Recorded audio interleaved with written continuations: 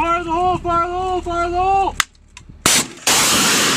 From Iraq to Yemen, U.S. forces, sometimes aided by British forces, are striking back against Iranian-backed groups. The Houthis have launched more than 30 attacks on international vessels in the Red Sea and Gulf of Aden in what they say is a response to the war against Hamas in Gaza, although many of their attacks have targeted ships not associated with Israel. The strikes in Yemen this week hitting weapons facilities, radar sites, and missiles the U.S. said were ready to launch at international vessels. Our goal here is to ensure that the Red Sea is safe and secure for international shipping and mariners.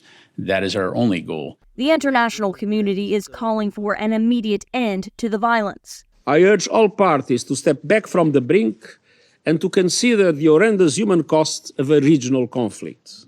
The White House says regional conflict is exactly what the U.S., Britain, and other allies are trying to avoid by conducting these strikes. If you're going to scrap with somebody and you can find a way to tie one or both of their hands behind their back, that's not de-escalating, or that's not escalating, that's de-escalating. That's taking ability away from the other party to inflict harm. Full points for not wanting a regional war and trying to avoid a regional war, but newsflash, we appear to have one. Brad Bowman of the Foundation for Defense of Democracies says the U.S. isn't hitting Iranian proxies hard enough in the Middle East.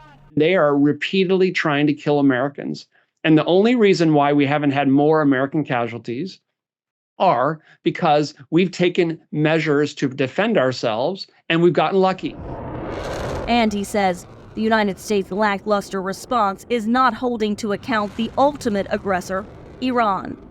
And the more we talk about the Houthis or Hamas or Hezbollah, the more we play right into Iran's grand strategy, where they're the puppet master. They attack us via their puppets.